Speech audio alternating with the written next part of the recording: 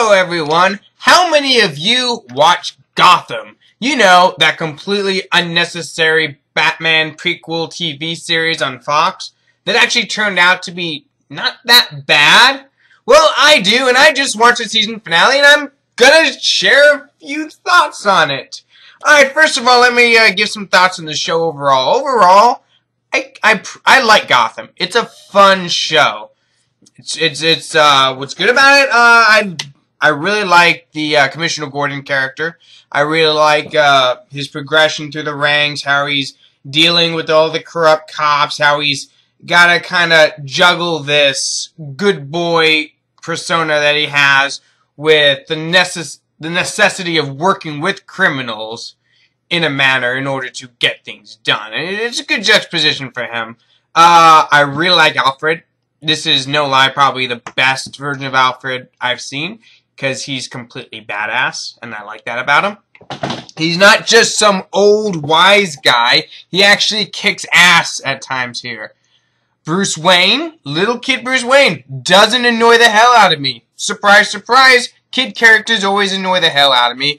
Him and his, relationship, I guess, with Selina Kyle, Catwoman, is actually pretty interesting when it's not being completely stupid, but it's mostly good. There's fun storylines. Penguin's interesting. I don't mind the villain of the week type deal that they've got going on, although sometimes it does get a little bit annoying. That all being said, I've got some serious issues with this season finale. There was not a single subplot in it that I liked. Not a single one. Let's start off with the big one. Sorry, I just went off camera. Let's just start with the big one. Harvey, Gordon and Gordon go out to rescue Falcone from Maroni. They're kind of the rival mobsters, Maroni and Falcone. First of all, Falcone is out looking at chickens in the middle of a gang war. He's just chilling, looking at chickens. He's just checking out chickens. And then someone rides up in a motorcycle and shoots at them with a bazooka. That's stupid thing number one. These guys are riding a motorcycle with a bazooka strapped to their backs. Just ride right up to Falcone and shoot him up. Falcone didn't have any bodyguards making sure people didn't ride right up to him. Nobody noticed these people riding around the city with a bazooka strapped to their backs. They couldn't come in with a rifle and shoot him in the face from a distance so that he wouldn't even see them coming. Next stupid thing that happens is then all of a sudden he wakes up. He's in the hospital, chained to the bed because Maroni's guys got to him. Alright, here's what's stupid about that. Who took him to the hospital? No, seriously, who took him to the hospital? Did they call an ambulance to take him there?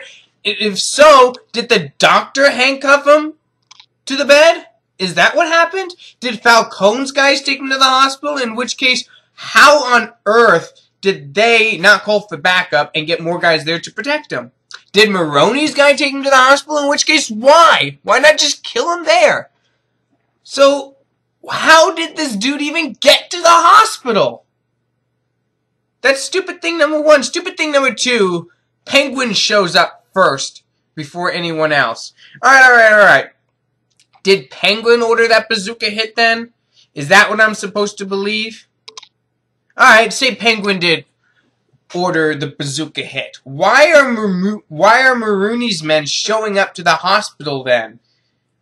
Why isn't Penguin already at the hospital to kill him as soon as he gets there? Why does Falcone even get the opportunity to wake up at all? Why isn't Penguin sitting in the hospital room waiting for them to roll him in handcuffed and just slice his throat right there?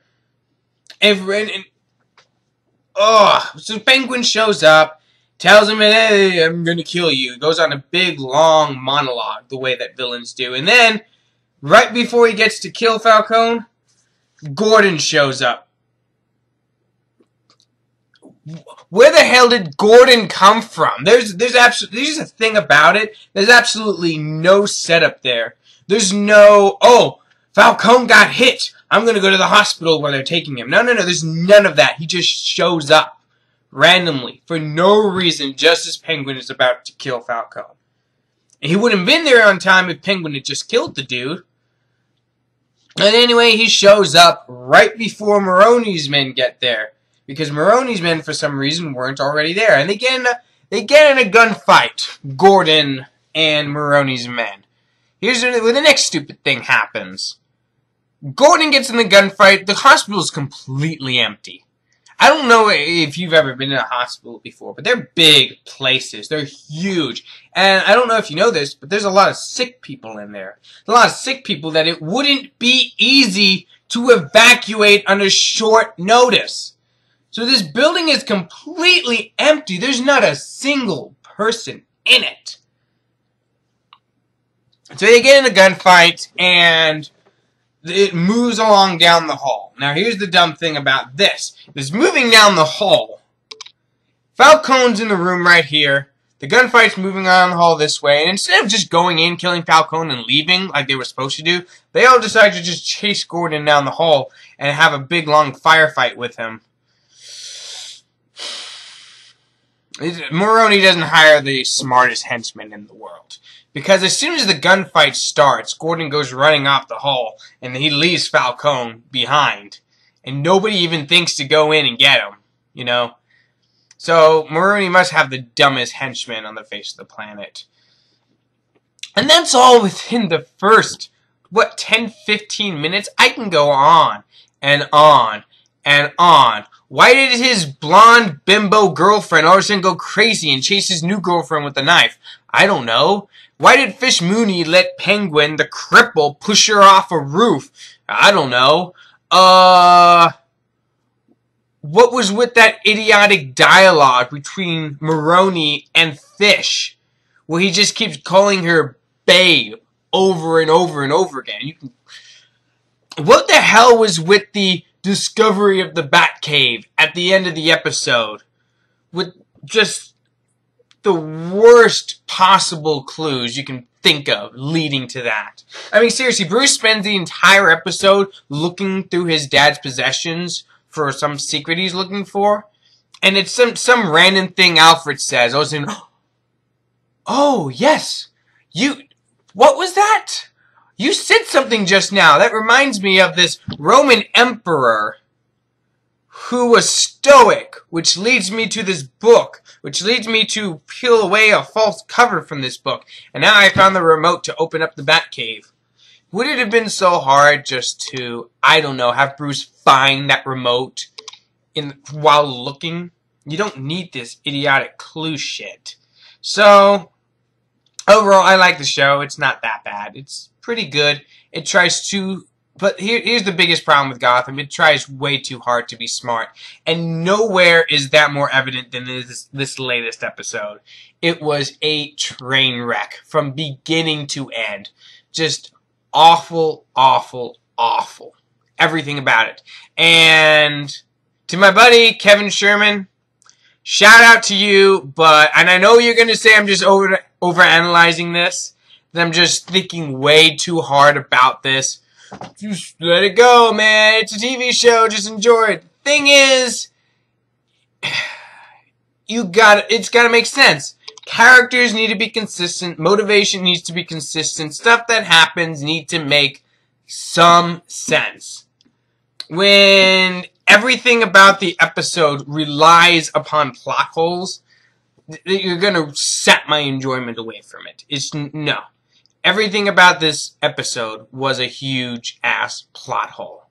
The writers were asleep. They were dumb. They took a giant shit all over this television show. And that was the season finale. Yeah. I mean, I'll come back next season. I hope this doesn't become a trend. But I have the sneaky suspicion that Gotham's days are numbered if nonsense like this continues. This is a 3-season show at best with nonsense like this. This is not going to be a 5-7 season show. I'm just sorry. Not going to happen. So anyway, those are my thoughts of the season finale of Gotham. Hope you like my video. Don't forget to subscribe. You all have a good one.